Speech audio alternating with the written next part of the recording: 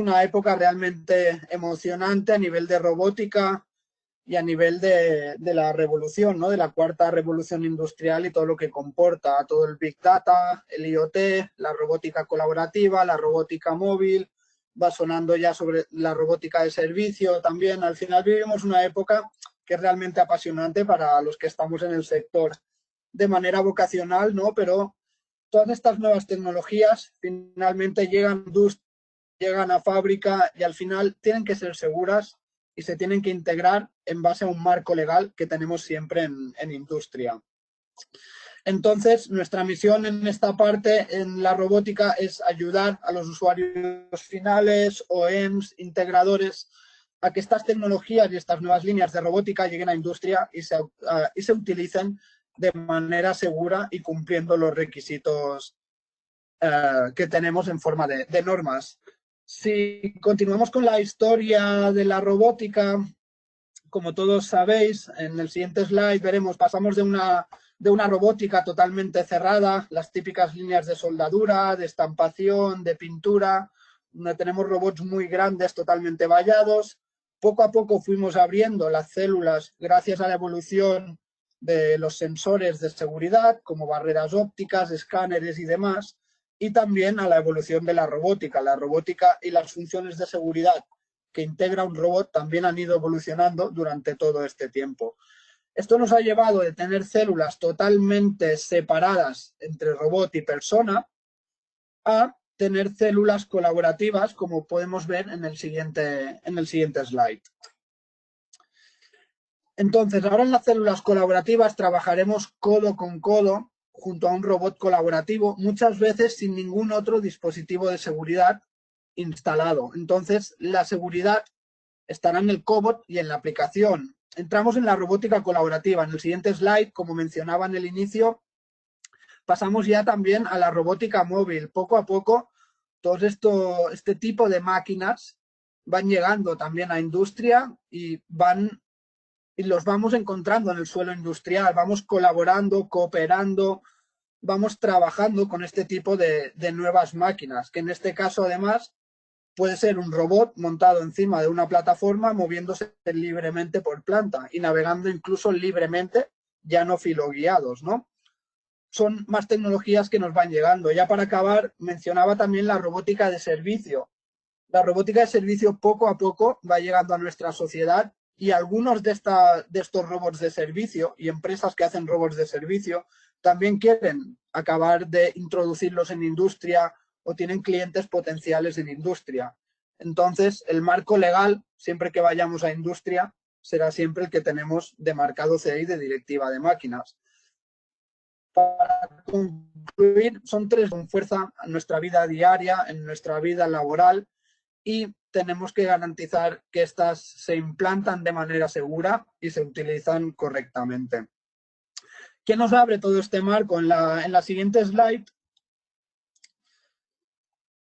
vemos los métodos de colaboración que tenemos en la robótica colaborativa. Tenemos nuevas formas de trabajar con los robots. Yo creo que esta norma, la TS 15066, hoy en día ya es ampliamente conocida. Hago un resumen rápido. Tenemos 4 modos de utilizar un robot colaborativo. El modo 1 sería el paro seguro monitorizado. Esto no deja de ser los modos como utilizábamos los robots antiguamente.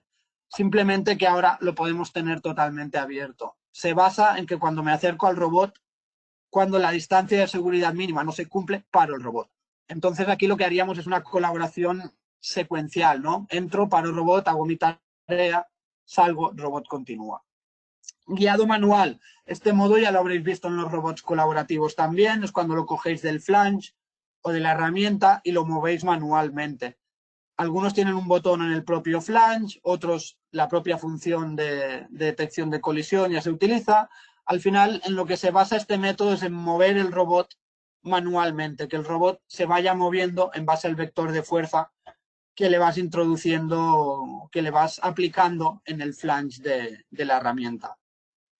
Este método suele ser para programación, movimiento manual. En algunos casos, algún cobot se utiliza en guiado manual para producción. lo que muchas veces en sistemas ingrávidos y demás podrían dar más retorno quizás, pero es un método muy cómodo a la hora de programar el robot. El método 3, monitorización de velocidad y distancia. Este es muy similar al 1, pero lo que hacemos es reducir la velocidad antes de llegar a parar el robot. Al final esto se basa en la norma de cálculos de distancia de seguridad. Según la velocidad y el tiempo de parada del robot, tengo una distancia de seguridad. Entonces, si voy jugando con la velocidad del robot, voy reduciendo esa distancia de seguridad. Lo que hacemos es calcular varias distancias, ir haciendo transiciones de una distancia a otra, de una velocidad a otra. De este modo, el operario se puede acercar al robot y este no llega a detenerse, a no ser que entre ya en la última zona donde ya no se puede garantizar la distancia y deberíamos parar el robot.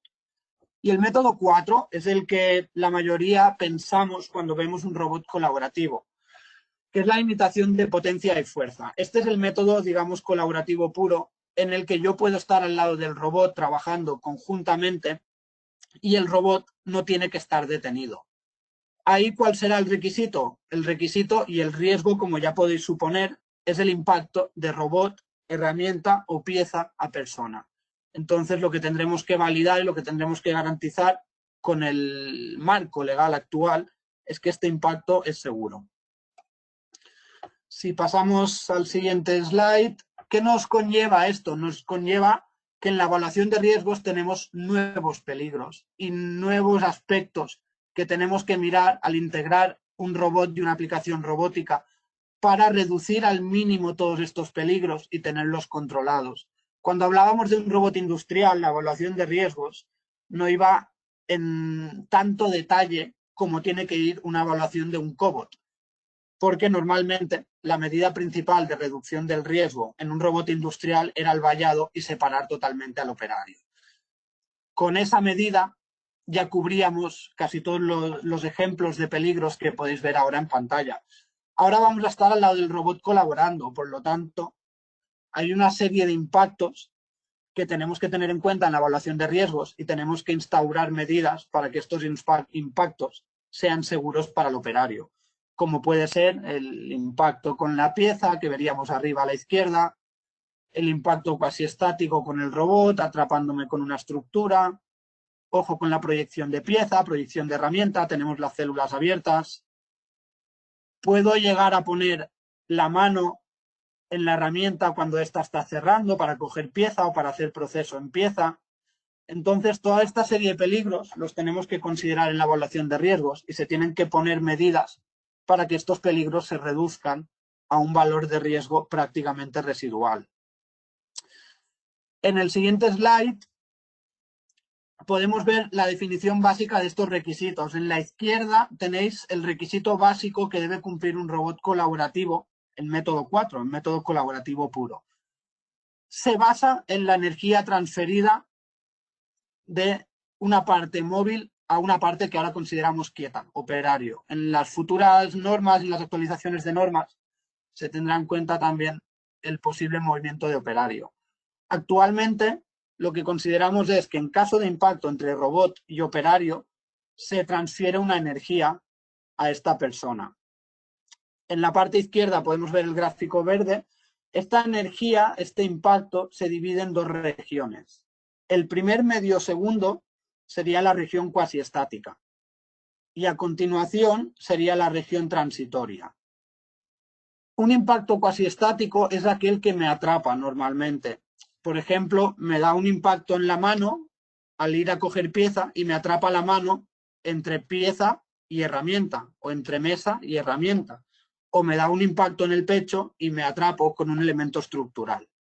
Esto es el impacto cuasi estático. El transitorio, disculpad, este primero que he nombrado es el transitorio, el que tiene el gráfico más alto verde, que es el que me impacta y yo tengo espacio para retroceder. Entonces, si no hay ninguna estructura detrás ni ningún elemento que haga que me atrape el robot, es un impacto transitorio, porque me da el impacto y yo retrocedo, o el propio robot al golpearme hace que mi mano retroceda. El primer medio segundo es el transitorio. Si a partir de medio segundo el robot me sigue ejerciendo fuerza, quiere decir que hay un atrapamiento y entramos en región cuasi estática. Este gráfico de la izquierda que acabo de comentar es el que aplica en el método colaborativo. En la parte derecha tenemos el requisito que aplicaría en el método de Speed and Separation Monitoring, el método 3, que es modular la velocidad del robot en función de la distancia de separación del operario. He puesto este ejemplo para que veáis un poco los tiempos que influyen en el cálculo del tiempo de parada del robot y en el tiempo de parada de todo el sistema. Y al final, viendo estos dos gráficos, se ve claramente cómo a menos velocidad, menos tiempo de parada y por lo tanto menos distancia de seguridad. El método 3 actualmente se está haciendo con 2 o 3 escalones de seguridad, perdón, de velocidad, en el que voy conmutando las velocidades. Pero lo que busca realmente este método, y el state of the art de los dispositivos de seguridad tiene que ir acompañando, es que la velocidad se module en tiempo real en toda la recta que tenemos de velocidad. Ello quiere decir que en lugar de tener 2 o 3 escalones, la velocidad se irá modulando en el robot en tiempo real en base a la monitorización del operario. Esto lo estamos aplicando ya en algunos proyectos europeos de Horizon 2020 para hacer un método 3 un poco más productivo, un poco más real time, digamos, que en lugar de tener 2 o 3 escalones de seguridad nos podamos mover en tiempo real por toda la velocidad del robot, ir modulando bien la velocidad en base a posición de operario. Actualmente, como he dicho, lo hacemos con un escáner, con varias zonas de seguridad, con mantas, con dispositivos, con diferentes sensores. Vale, en el siguiente slide podéis ver en el método colaborativo, en el que teníamos el impacto transitorio y cuasi estático, al final la norma nos da unos valores máximos para estos impactos. Tenéis un resumen de la tabla en la parte derecha, que también la podéis encontrar en la norma, evidentemente. Y como veis, divide la tabla en 2 regiones, cuasi estático y transitorio. Y para cada región nos da 2 parámetros, presión y fuerza, que tendríamos que validar. Como podéis ver, en transitorio hay un factor multiplicador por 2. ¿Qué quiere decir eso? Pues que si cojo, por ejemplo, el peor de los casos, que es en la región número 3, que es la mandíbula, en fuerza cuasi estática tengo 65 newtons. En fuerza transitoria podría permitir hasta 130 newtons. Esto es un concepto muy sencillo, porque al final en el impacto transitorio parte de la energía que me transfiere el robot al golpear la acabo disipando con el movimiento que hace mi cuerpo al no estar atrapado. Entonces, transitorio siempre tiene unos límites doble que cuasi estático, a excepción de las regiones 1, 2 y 3, que ahí no hay factor multiplicador, aplica el mismo valor. No obstante, una recomendación es que cuando hagáis células colaborativas en método 4, el diseño se haga para que las zonas 1, 2 y 3 se excluyan del posible impacto. Como podéis suponer, es la peor región, es la cara, también tenemos el tema de ojo, etcétera. Y aunque intentáramos validar y consiguiéramos validar con la cara expuesta al golpe del cobot, el límite de 65 newtons de fuerza acaba haciendo que las velocidades sean muy bajas. Entonces, acaba siendo una aplicación que no es productiva y que no tiene buen retorno. Consejos en método colaborativo: siempre limitar las regiones 1, 2 o 3 para conseguir mejor velocidad en la célula. Entonces, al final, ¿qué tendríamos que hacer en la validación de un método colaborativo? Los impactos, los posibles impactos que detectamos en la evaluación de riesgos se tienen que validar en cuanto a fuerza y presión. Esto se puede hacer mediante unas herramientas y films especiales en los que en la parte izquierda podéis ver el software de PILS, configuramos el tipo de peligro, tenemos un límite de fuerza y presión, se hace la medición con una herramienta especial y se detecta la fuerza ejercida. Del mismo modo, con unos films especiales, abajo podéis ver una huella de presión, que es la que haría la herramienta o el cobot, la superficie con la que hayamos golpeado, y analizamos la presión también.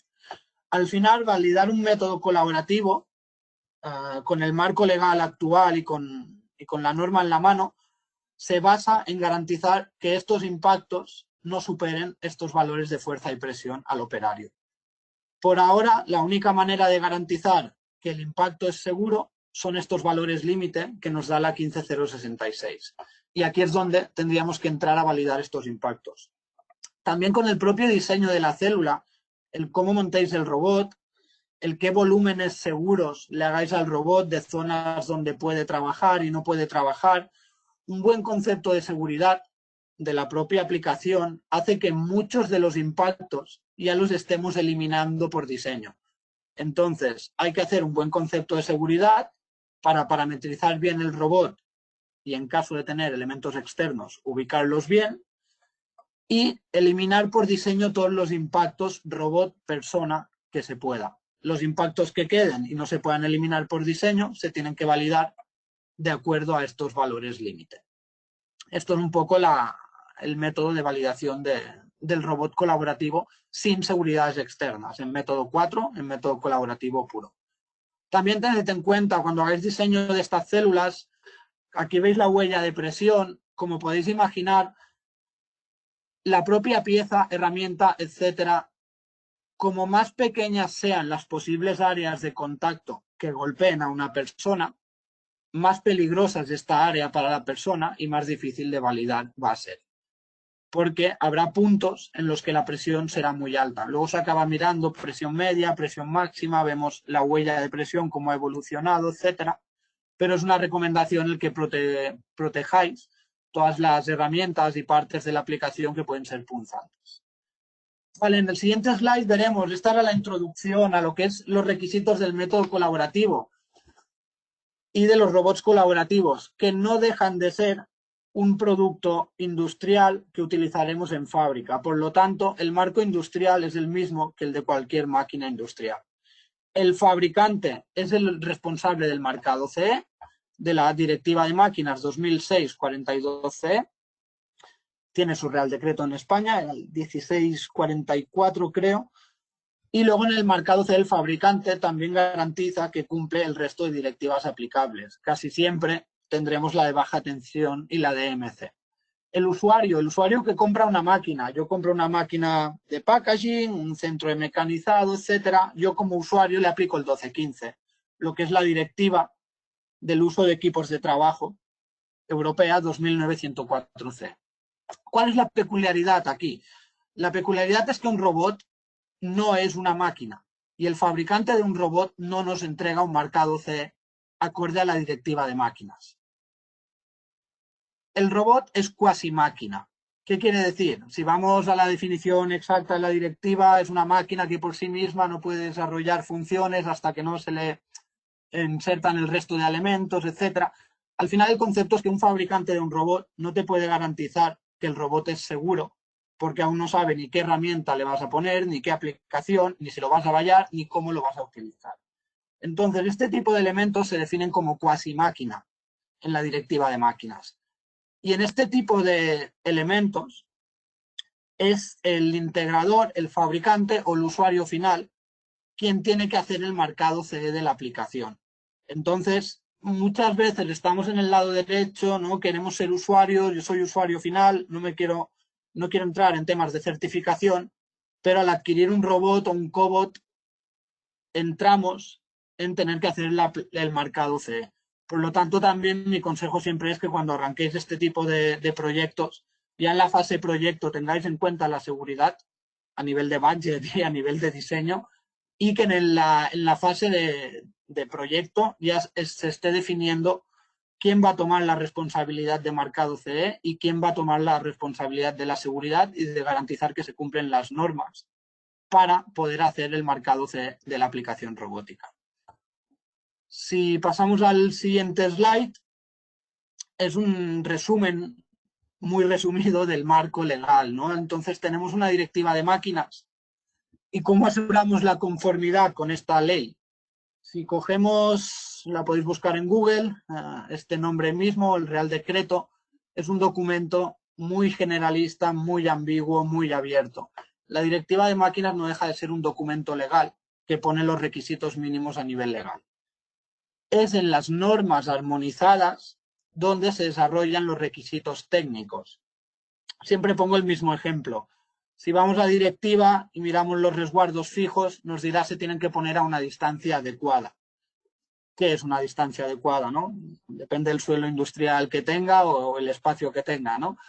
Distancia adecuada, me lo dice la directiva de máquinas, me voy a la 13855 y hay una fórmula para calcular la distancia de los resguardos, la altura, el tipo de resguardo. Entonces, para tener conformidad con la directiva de máquinas, aplicamos normas armonizadas, que son documentos técnicos que desarrollan los requisitos legales. En este gremio yo creo que casi todos seremos ingenieros o del sector, o nos gustarán los números, preferimos trabajar con fórmulas y con requisitos matemáticos y modelados que con texto generalista más de cara, más de tipo jurídico o legal, ¿no? Entonces, en las normas donde tenemos estos requisitos que tenemos que aplicar. Si continuamos con el siguiente slide, nos quedan unos minutitos para acabar, vamos a intentar hacerlos de media hora.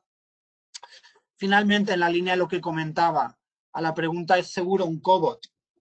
Yo creo que con las dos imágenes que hay abajo ya queda bastante ejemplificado.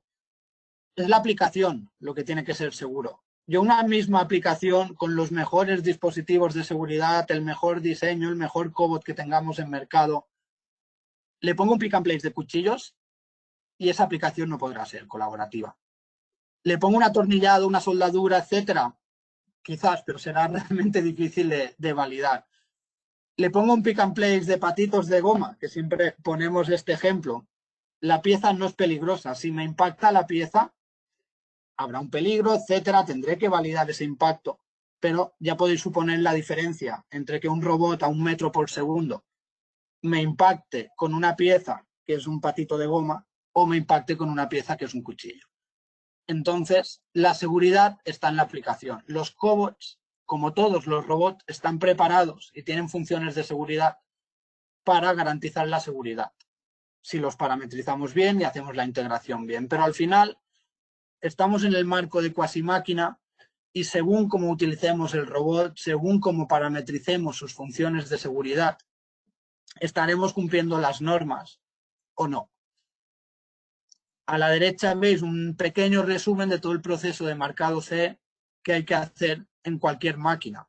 Este proceso lo aplicamos tanto para OEMs que fabrican máquina completa como para integradores o ingenierías que hacen aplicaciones con robots, porque no deja de ser un marcado CE de la máquina. Evidentemente hay diferencias. Sí. Nos preguntan que, siendo un integrador o un fabricante que va a montar un cobot, ¿cuáles son las características más interesantes a tener en cuenta a nivel de hardware, a nivel de software, para realizar un método 4? Creo que es interesante compartirlo con todos. Sí, para método 4 el primer requisito es que sea un robot colaborativo. Los otros métodos los podemos hacer con robots industriales y otros robots. Hay que mirar qué funciones de seguridad, pero los podemos hacer. En método 4 siempre tenemos que usar un cobot y habrá que mirar las funciones de seguridad que tiene. Ahora realmente han evolucionado todos mucho. Habrá que ver, nos ayuda mucho el que tenga planos, volúmenes seguros, orientación de herramienta y que todas estas funciones de seguridad estén certificadas en PLD categoría 3, según la 13849. Ese es uno de los requisitos principales a la hora de elegir un cobot desde el punto de vista de la seguridad. Hay un slide más adelante que justo tiene un resumen de estas funciones. Yo creo que servirá un poco para acabar de complementar la pregunta. De lo que hablaba ahora, la 13849, al final instauramos unas medidas de seguridad que algunas pueden depender del sistema de mando. Aquí entramos en el terreno de la 13849. No sé si tenéis experiencia en esta norma. Quien la tenga sabrá que es una norma realmente compleja. Es una norma basada en probabilidad y en estadística. Y aquí al final lo que hacemos es calcular la probabilidad de fallo de toda la función de seguridad, empezando por sensor, controlador y actuador. En esta norma no me voy a extender mucho porque, como os comento, es bastante compleja. A nivel de PILs de esta norma damos cursos de 2 días y daría para dar cursos de 4 o 5 días. Simplemente tened en cuenta que las medidas de seguridad que dependan del sistema de mando, como el añadir un escáner o como el usar el límite de fuerza del propio cobot, tiene que estar certificado en PLD categoría 3, según la 10218, que es la norma principal de robots. Esta norma se está editando y a finales de 2020, principios de 2021, saldrá una nueva versión en la que va a haber bastantes cambios y algunos relativos a estos niveles de seguridad también. Pero será para finales de 2020, inicios de 2021. Entiendo que ya estará armonizada, pero va a ir evolucionando un poco la 10218. Ya para acabar, en el siguiente slide había un resumen. Ay, espera, no. Vale. Sí, había otra diapositiva, al ver lo que creo que ahora está oculta, creo que la podemos poner un segundo rápido. Antes de esta, exacto, esta de aquí. Sí, y acabo, casi engancho un poco la explicación en base a la pregunta, exacto. Entonces, ¿qué funciones de seguridad, qué medidas tiene un cobot para garantizar la seguridad o para que las utilicemos para garantizar la seguridad? Se dividen en dos partes y con esto acabamos. Las medidas activas y las medidas pasivas. Las medidas pasivas son aquellas que tienen efecto en el diseño, en el propio diseño del cobot. Como ya habéis visto, los robots colaborativos están redondeados, intentan utilizar materiales no tan robustos, limitar puntos de atrapamiento, etc. Esto es el diseño pasivo del cobot, buscando que sea más amigable, ¿no?, este impacto entre cobot y persona. Y luego lo que es muy importante es las funciones de seguridad que tenga, porque en método 4 puro, cuando intentemos validar los impactos, lo que vamos a hacer es ir parametrizando estas funciones. La fuerza del robot, la velocidad, los planos seguros y volúmenes seguros donde entra y donde no, dirección de herramienta, tipos de paradas seguras. Todas estas funciones las iremos utilizando para garantizar que el impacto entre robot y persona es seguro. Por lo tanto, en método 4, muchas veces no utilizaréis seguridades externas y la propia seguridad se tendrá que garantizar parametrizando el robot y configurando el robot adecuadamente para cumplir los valores límite que tenemos ahora de impacto. Para acabar ya en el siguiente slide, todas estas actividades y toda la parte de conocimiento de robótica colaborativa, móvil, etcétera, la aplicamos y la desarrollamos en proyectos europeos de Horizon 2020, donde, por ejemplo, ahora en algunos de ellos ya más que en detectar la colisión, se está yendo a intentar evitar la colisión, intentar prever qué va a hacer el operario para evitar esta colisión. Sinceramente, desde PIL y personalmente, yo pienso que la robótica colaborativa va a evolucionar a eso y debería evolucionar a eso, a evitar la colisión. No a que si hay un impacto entre robot y persona, no sea dañina para la persona, ¿no? Seguro que evitando también obtendremos mejores velocidades y mejores tiempos de ciclo cuando tengamos sistemas estables para ello. También participamos en el ISO, en la RIA y estamos activamente en la parte de ROS y ROS industrial, intentando llevar ROS a la industria de manera segura. Y en la parte derecha, finalmente, veis nuestro círculo de servicios para robótica y nuestros elementos para validar las aplicaciones colaborativas. Bueno, Sony 35, por mi parte era esto todo. No sé si podemos dejar 5 minutitos aún de preguntas ya, no, porque Sí, teníamos otra edición ahí. ¿No? Un poco añadiendo a la pregunta realizada, ¿no?, de cómo seleccionar un hardware y un software de los cobots. Y ligando a lo que comentabas de evitar el impacto en vez de reaccionar al impacto para que no haga daño, que eso es una solución muy, ¿no?, es la que tenemos actualmente, pero es muy limitante. Es muy limitante en tiempos de ciclo, ¿no? Y un poco al plantear el proyecto, es muy optimista comprar el mejor cobot y luego, a partir de ese mejor cobot, con las mejores funciones de seguridad, con las mejores protecciones, luego diseñar la aplicación. corremos un alto riesgo de que aunque el cobot sea el mejor, tenga todas las funciones de seguridad, debido al elemento efector, al gripper, o directamente debido a la pieza, nos encontremos con una limitación de tiempo de ciclo, porque también no solo es el robot el que tiene que cumplir con los impactos, sino también pieza y elemento efector, ¿no? Y es una de las grandes limitaciones, ¿no? Que el robot forma parte de una orquesta que es mayor que solamente el robot. Es el centro, lógicamente, pero todo lo que la seguridad integra toda la celda. Volviendo a la cuasi máquina, ¿no? La persona que compra el robot en ese momento se convierte en un fabricante de máquinas en el momento de integrarla. Y eso es muy relevante para la robótica colaborativa por el hecho de que es muy limitante. Y lo ideal es reivindicar el análisis de riesgos en el diseño, en la fase de diseño de aplicación. Una práctica habitual es diseñar la máquina, hacer la automatización, hacer toda la programación del cobot y luego hacer el análisis de riesgos derivados de esa aplicación. En la robótica colaborativa eso implica riesgos muy elevados de pues, tener sorpresas en cuanto sobre todo a velocidades que implican tiempos de ciclo, ¿no? Que en eso Tony ha tenido varias experiencias a lo largo de bastante tiempo certificando los impactos de los cobots, ¿no? Bueno, al final es lo que comentas, Jan, porque normalmente esa inversión la haces con un cálculo de tiempo de ciclo y output de producción, y si dejamos la seguridad para el final, reducimos velocidad, tiene un efecto directo en el retorno de la inversión.